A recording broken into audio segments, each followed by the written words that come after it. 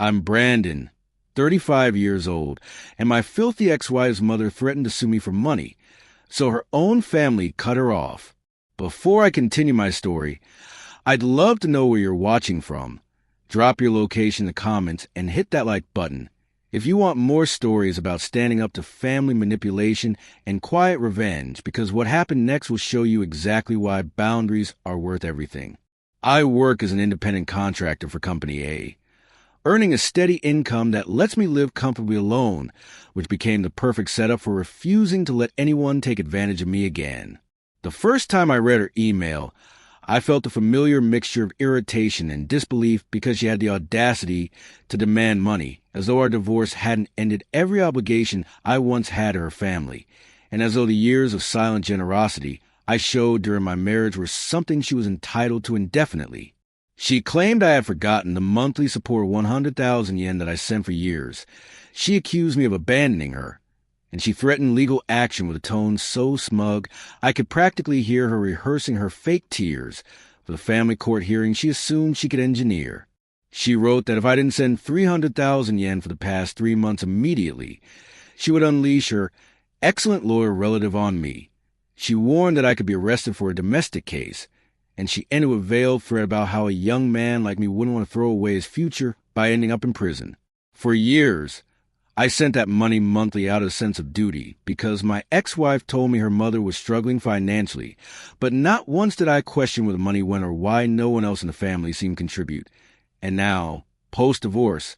I realized how blind I had been to the way they manipulated my generosity into an obligation I never agreed to. I remembered how my ex-mother-in-law quit her part-time job the moment she learned I was sending money, how she openly said she was retired and deserved a rest even though her pension barely covered utilities, and how my sister-in-law bought the house she lived in yet somehow became the only other person contributing financially in small amounts. She never once thanked me for covering her food, utilities, medical visits, and entertainment while she acted like a queen in her daughter's marriage. And now she had the nerve to act as though I were a criminal for ending the support payments she'd guilt me into sending for years. I typed my reply without hesitation, stating calmly that our divorce had nullified any obligation to send further support, that she was free to pursue legal action if she wished, and that I had no intention of resuming payments under any circumstances. I sent the email, saved a copy in a folder I labeled File B for documentation,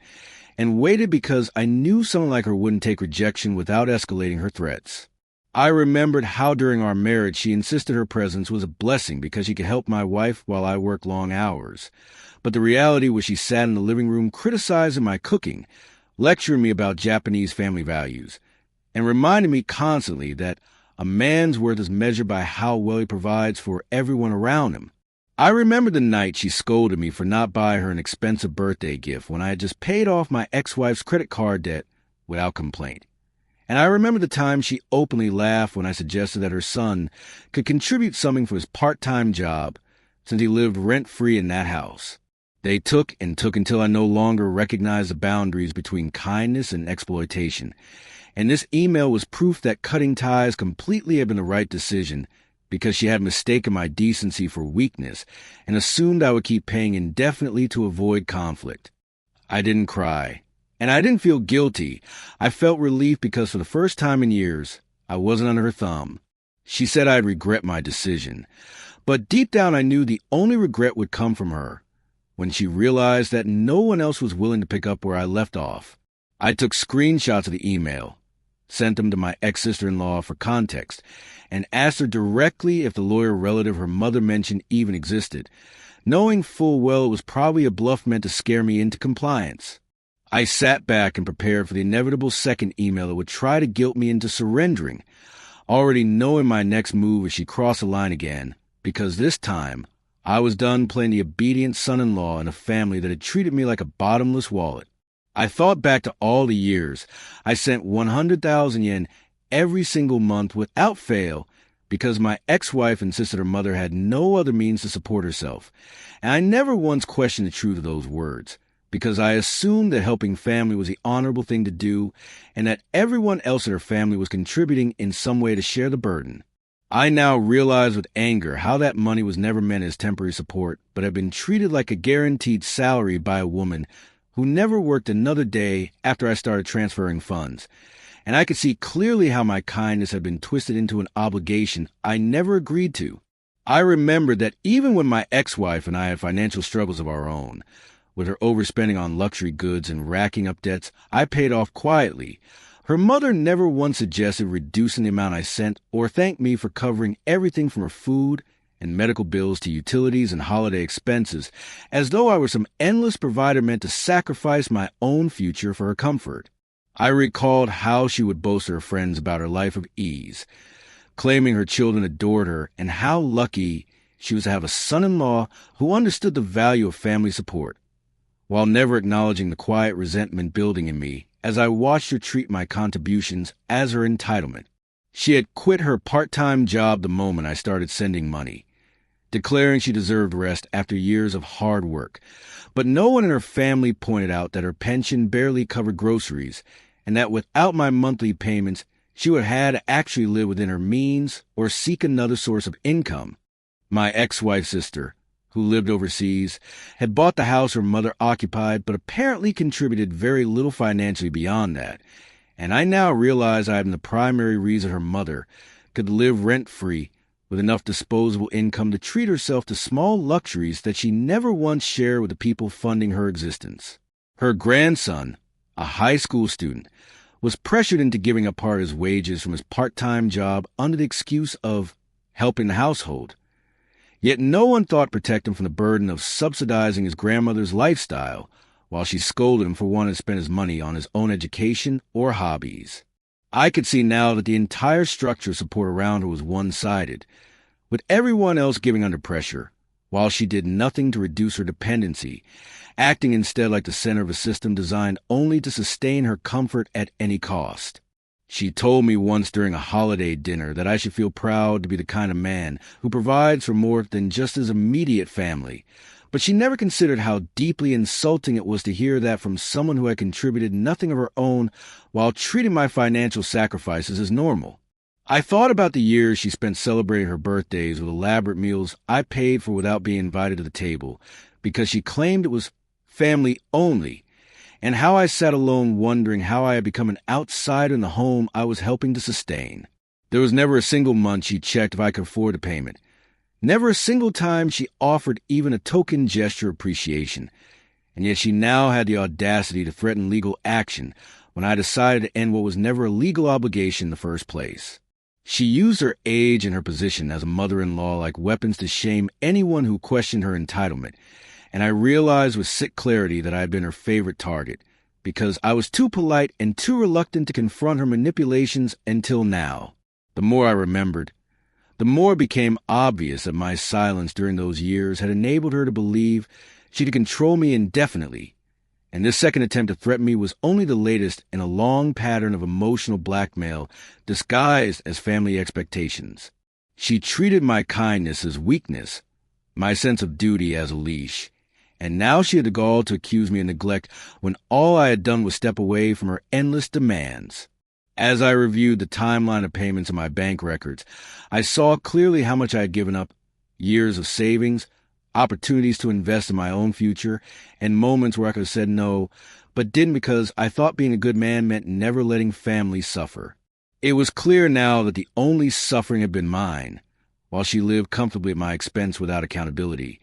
And I resolved in that moment that I would never again give her the satisfaction of believing she could control my life. I opened my email again to reread her message and confirmed to myself that every word dripped with entitlement and veiled threats, as if she believed fear would force me back into the same cycle of silent compliance that had already drained years of my life and millions of yen from my savings. I began crafting my response deliberately because I understood that this reply would either sever her imagined control completely or embolden her to escalate her manipulation further, and I refused to leave even the smallest opening for her to twist my words into ammunition against me. I wrote in calm and precise language that our divorce had legally and morally severed any expectation of financial support from me. I reminded her that support payments after divorce were never part of any court order or written agreement, and I stated that she was free to pursue whatever legal action she deemed necessary, because I no longer recognized any connection between us that would justify her demands. I added that my decision was final and non-negotiable. I pressed send without hesitation, and I saved a copy to my secured folder, because I anticipated her inevitable attempt to claim I had been rude, abusive, or irresponsible in my communication. Within hours, I received a message from my ex-sister-in-law who confirmed that the so-called lawyer relative my ex-mother-in-law mentioned was nothing more than a distant family connection who had never been involved in any family matters and who likely would not even recognize her face if they passed each other on the street. She explained that he was the brother of an ex-husband of a remarried cousin on their father's side, a connection so absurdly indirect that even she laughed at how my ex-mother-in-law dared to use it as a threat, and I felt my resolve harden as I realized this woman was attempting to weaponize pure fiction against me. It struck me as deeply unjust that she believed she could throw around words like lawsuit and arrest without understanding the basic difference between civil and criminal law, and yet she expected me to tremble in fear because she had lived her entire life believing that shouting loud enough made her right. She had manipulated her children, her grandchild, and me for years with that same entitled tone, never once pausing to consider whether her demands were reasonable or whether the people funding her comfort were themselves suffering in silence. For years, I absorbed her insults about my work ethic, my choice of gifts, and my failure to live up to her outdated standards of masculinity while quietly paying her bills, so she could brag to neighbors about her carefree retirement.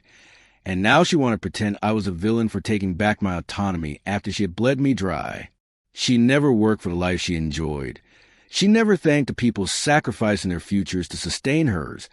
and yet she stood ready to destroy anyone who dared to say no, because in her mind, family existed to serve her needs unconditionally. It was disgusting to realize how normalized her behavior had become in the family, how my ex-wife had shrugged off my concerns with platitudes about filial piety, and how even the grandson living under her roof had been conditioned to believe it was normal to hand over his wages before he could spend a single yen on himself. I understood then that my reply wasn't just about cutting off her demands, but also about reclaiming the dignity I had surrendered too easily for the sake of avoiding conflict in a household where love was conditional on financial obedience. As I closed my laptop, I reminded myself that this was no longer my problem, that I had no moral duty to protect a woman who treated me as an endless resource, and that every cent I withheld going forward was not theft but simple justice. Her threats no longer frightened me. Her guilt-tripping no longer held weight, and I felt the first sense of freedom in years knowing I had stood up for myself without flinching. The next day I found her second email waiting like a venomous reminder that people who thrive on manipulation never give up quietly, because she had shifted from threats of legal action to a sickening display of fake concern, pretending she wanted to talk things out and forgive me if I showed honesty by resuming the payments she believed were her right. She accused me of acting tough out of fear. She claimed she had lived long enough to recognize desperation behind my words, and she insisted I would regret my defiance because in her twisted worldview, only submission could prevent the ruin she eagerly predicted for me. Her words dripped with arrogance as she framed herself as a wise elder trying to guide a foolish young man back onto the correct path of supporting a family that had long ago forfeited any moral claim on my generosity. She spoke of forgiveness as though I were the one who had wronged her, ignoring the years I sacrificed my financial goals and personal peace to fund her idleness, and she tried to mask her greed as compassion in a desperate bid to preserve her comfortable life built entirely on the labor of others. I read her message slowly, not out of hesitation, but to let every manipulative sentence burn into memory as evidence of the entitlement that had driven me to this point. And with each line, I felt my disgust solidify into an unshakable resolve to cut her off completely and permanently. I saw through her performance instantly because people like her do not negotiate in good faith. They demand, they guilt, they threaten, and they expect their victims to fold under pressure simply to restore a false peace. She was a master at flipping narratives to paint herself as a victim, ignoring the injustice of forcing her grandson to surrender his wages, and my years of unquestioning support that she now dismissed as mere obligations rather than sacrifices. She never once acknowledged the exhaustion her demands caused. She never admitted how her dependence had damaged relationships around her, and she remained blind to how her selfishness was suffocating even her closest family members. I refused to reward her persistence with another response because I knew silence would speak louder than any words, and I opened my phone settings to block her email address with a calmness that came from finally understanding she had no real power over me. I saved her latest message to my documentation folder alongside the first one, labeling it carefully in case she later tried to claim I had cut her off without reason, and I felt no guilt as I severed the last thread connecting me to her toxic demands. It was shocking to realize how easily she could pivot from threats to false warmth in her attempt to regain control, and I could only imagine how many times she had used these tactics successfully on others who lacked the strength to resist. She believed her age gave her authority to demand compliance, but I now saw her behavior for what it was: pure selfishness cloaked in the language of family duty, a lifetime of exploitation normalized under the excuse of tradition. She had underestimated me completely by assuming I would crumble under the weight of her words. She had overestimated her own importance in my life, and she failed to understand that respect is earned through gratitude and fairness,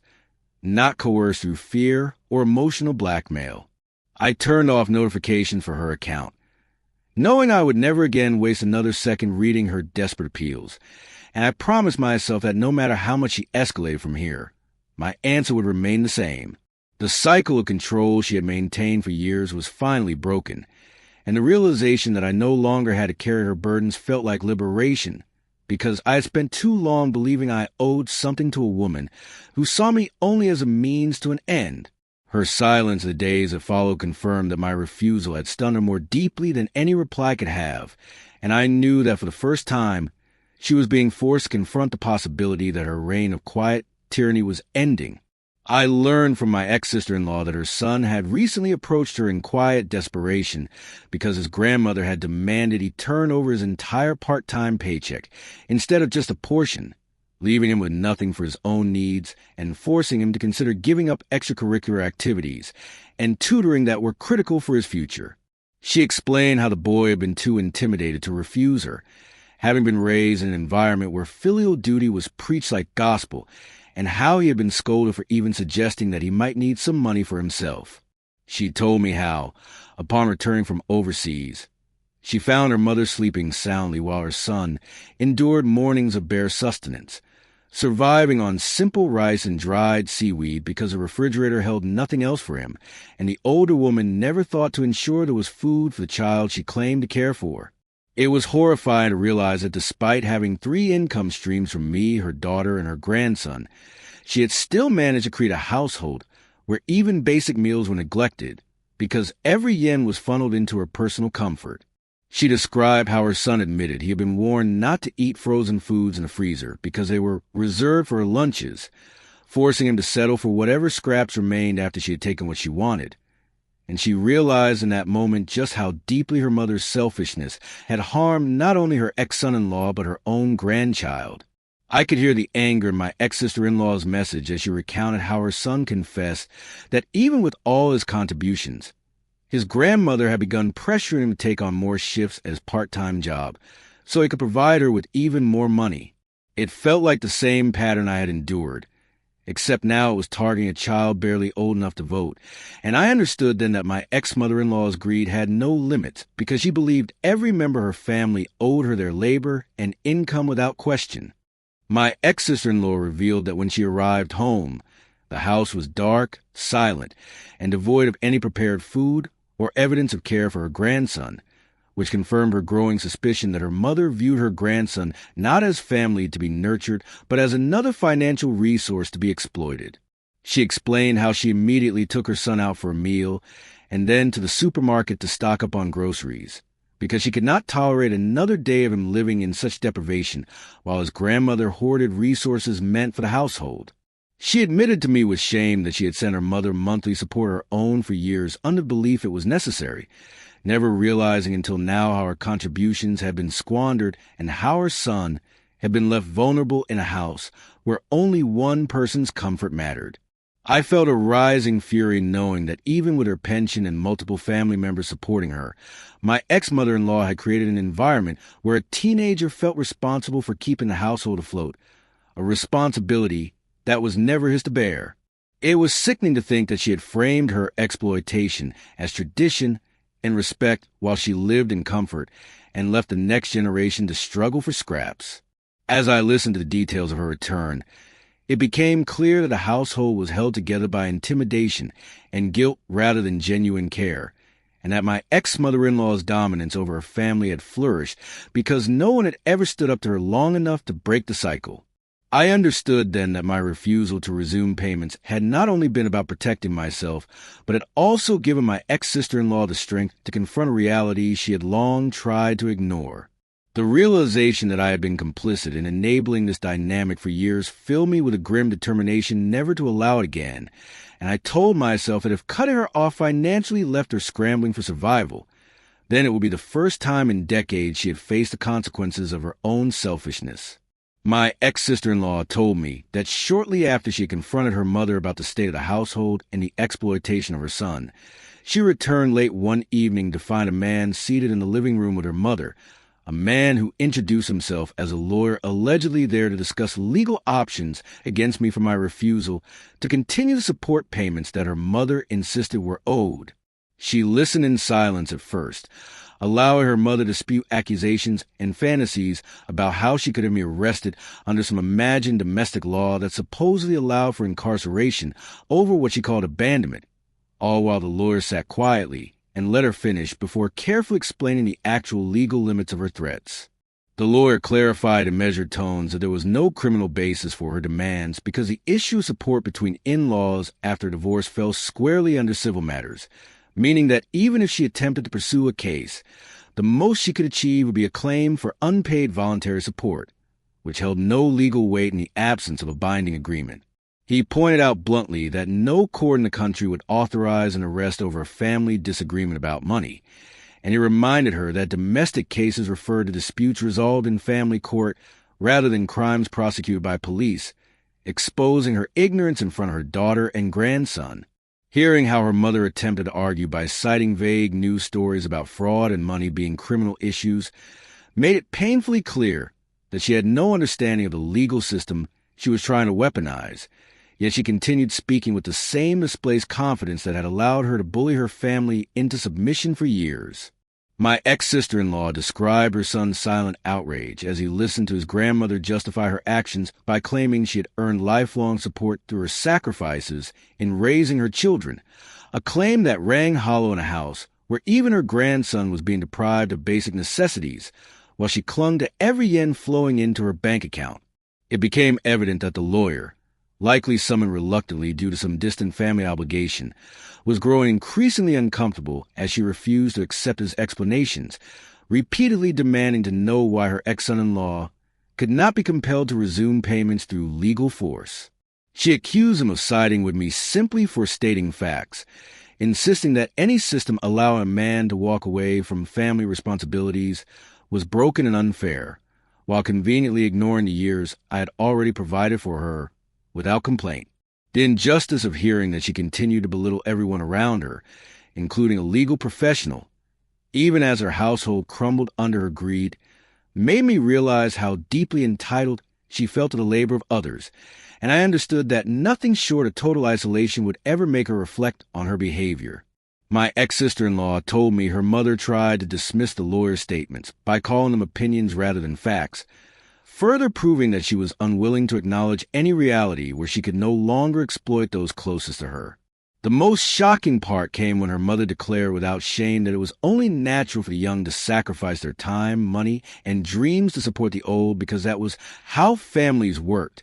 revealing the core belief that had justified years of taking without giving and of demanding without gratitude. It was at that moment that my ex-sister-in-law decided her mother's presence in the house was no longer sustainable because the damage she caused extended far beyond finances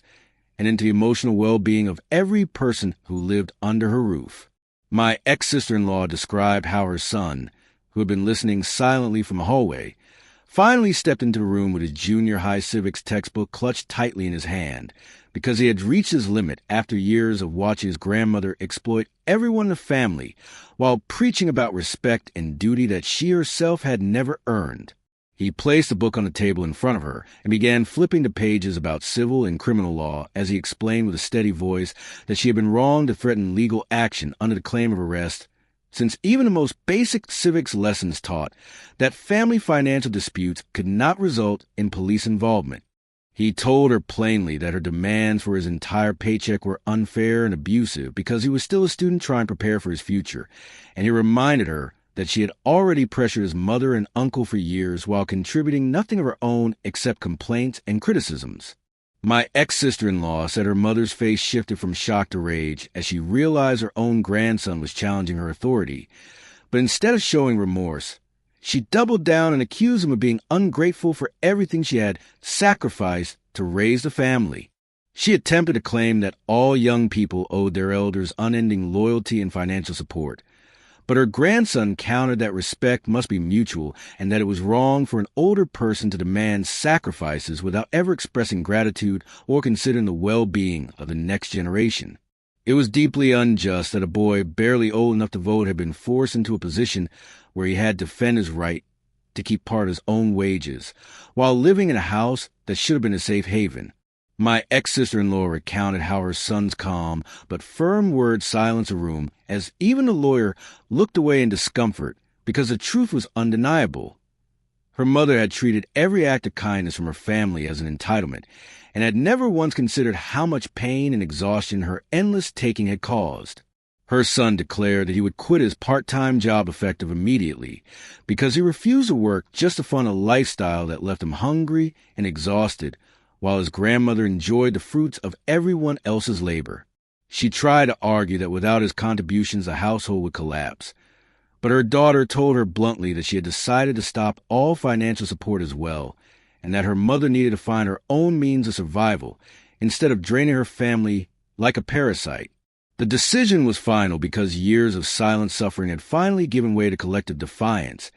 and for the first time in decades, my ex-mother-in-law faced a reality that no one in her family was willing to prop her up anymore. My ex-sister-in-law told me that watching her son stand up with such conviction filled her with both pride and sorrow, because it should never have been his responsibility to challenge an elder's toxic behavior.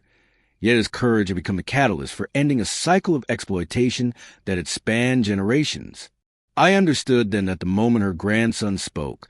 the power she wielded over the household shattered completely, because even the youngest voice in the family had rejected her manipulations. My ex-sister-in-law made it clear to her mother that effective immediately all financial assistance from her and her son would cease, because years of enabling her had created a toxic environment where gratitude had been replaced with entitlement and kindness had been twisted into an expectation of endless sacrifice. She explained to her mother that the house,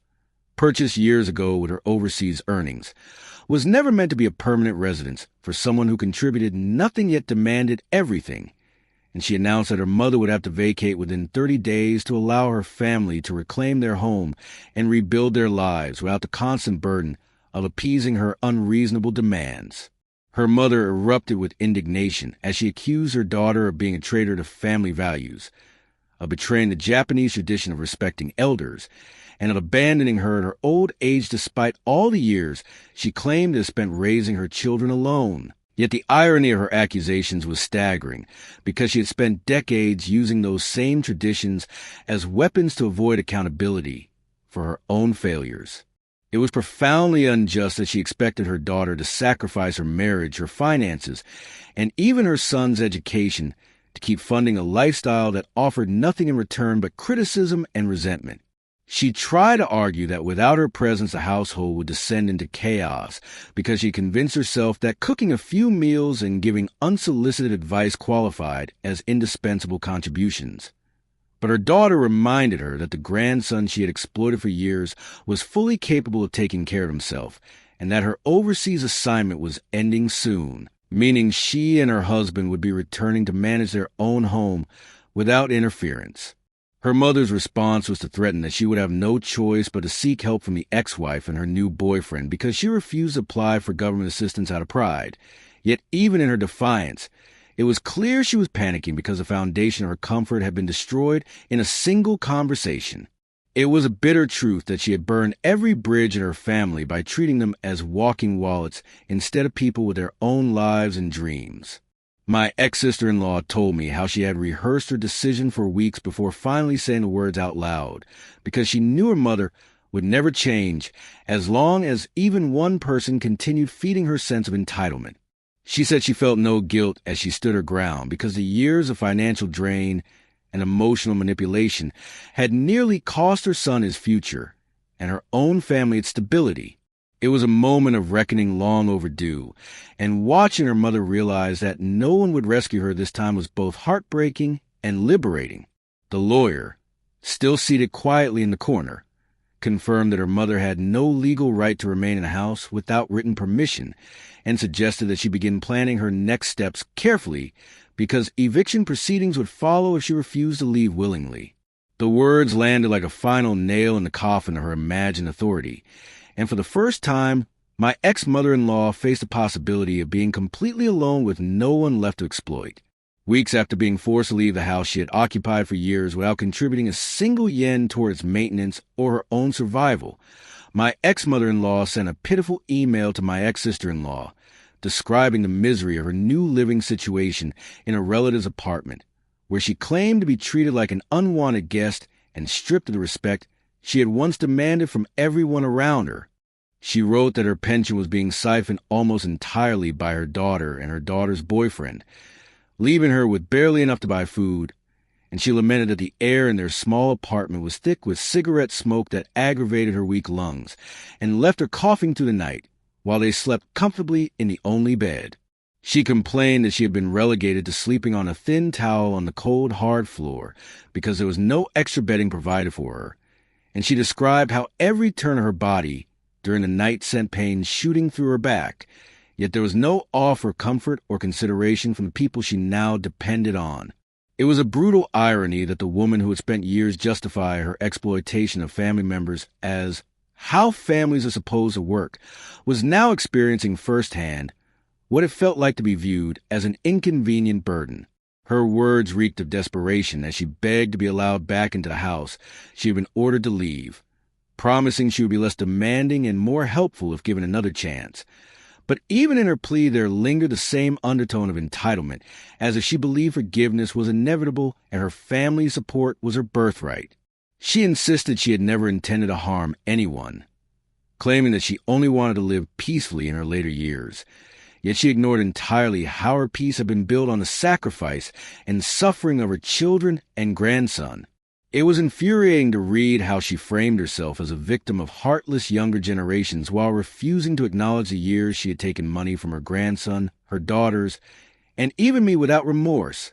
And now she expected sympathy for the same kind of treatment she had inflicted on others. My ex-sister-in-law told me she felt no inclination to respond because the request to return came too late,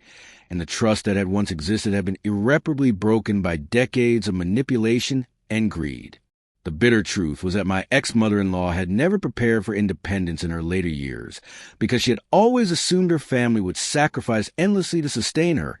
and now faced with the consequences of her own choices, she found herself powerless and alone in a household that saw her as nothing more than a source of extra cash. Her fall from control was not just poetic justice, but a necessary wake-up call for a woman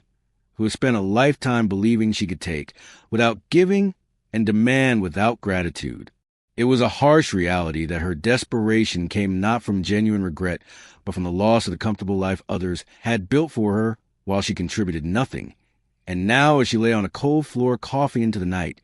she had no one left to blame but herself. In the months that followed, my ex-sister-in-law informed me that her mother's situation had only worsened because the relatives she had turned to for help quickly grew tired of her constant complaints and demands, eventually forcing her to apply for welfare assistance despite her earlier declarations that relying on government support was beneath her dignity. She described how her mother sent sporadic messages filled with bitter accusations against her children for abandoning her, as though the years of financial sacrifice and emotional strain they endured had never happened. and she wrote that her mother now claimed to be surrounded by people who cared only for themselves while she suffered in silence. It was profoundly unjust that even after losing the comfortable life she had enjoyed for decades at the expense of her family, she still refused to reflect on her actions and instead clung to the narrative that she was a victim of ungrateful children who had betrayed their cultural duty to care for their elders. She had spent years teaching her children and grandchild that loyalty meant sacrificing their own dreams and well-being to support her, yet now that the roles were reversed, she found herself unwilling and unable to endure the very hardships she had so casually imposed on others. My ex-sister-in-law explained how her son, now free from the financial burden that had been placed on his shoulders since middle school, was thriving in his studies and extracurricular activities. And she said it felt like a weight had been lifted from their entire household since her mother's departure. She admitted that the guilt she once carried for even considering cutting off support had vanished because she finally understood that helping someone who refuses to help themselves is not kindness but self-destruction. The reality that my ex-mother-in-law's downfall had been brought about entirely by her own greed and arrogance made it clear to me that my refusal to resume support was not an act of cruelty, but a necessary boundary that had given others the strength to reclaim their lives. It was shocking to realize how easily one person's sense of entitlement could poison multiple generations if left unchecked, and I promised myself that I would never again allow anyone to mistake my generosity for weakness. In the end, the perfect revenge was not revenge at all but freedom, because I had broken free from the cycle of obligation that had trapped me for years and watched as her other victims followed suit, leaving her with nothing but the consequences of a lifetime spent taking more than she ever gave. Her story served as a brutal reminder that family is not defined by blood or tradition, but by mutual respect and gratitude, and without those, even the strongest ties will eventually snap under the weight of exploitation. I have come to understand that walking away from people who exploit your kindness is not selfishness, but survival, because years of allowing others to drain your time, money, and energy only teaches them to expect more while giving nothing in return. It was deeply unjust that I spent so many years believing that family ties required endless sacrifice, while the person benefiting from that sacrifice never considered the damage they caused the people silently funding their comfort. I now realize that saying no was the first step in breaking a toxic cycle that had trapped an entire household under the weight of one woman's unchecked entitlement. It still shocks me to remember how my ex-mother-in-law accused everyone of betrayal after she had spent decades teaching her children and grandson to accept financial abuse as family duty, and yet when her own life became difficult, she blamed others for her suffering instead of reflecting on her role in alienating the very people who once supported her. The bitter truth is that some people will never see their own wrongdoing, because admitting it would mean accepting that their entire life was built on taking from others while giving nothing back. Watching my ex-sister-in-law and her son flourish in the absence of her mother's demands confirmed for me that removing toxic people is not just about protecting yourself, but also about allowing others to heal and rebuild their lives without fear of further exploitation. The freedom that comes from setting boundaries is not instant or easy, but is worth every difficult moment because it reclaims years of lost potential and restores dignity to those who once believed they had no choice but to endure. In the end, I learned that family is earned through love, gratitude, and mutual respect, and without those values, even the closest blood ties will crumble under the weight of selfishness and betrayal.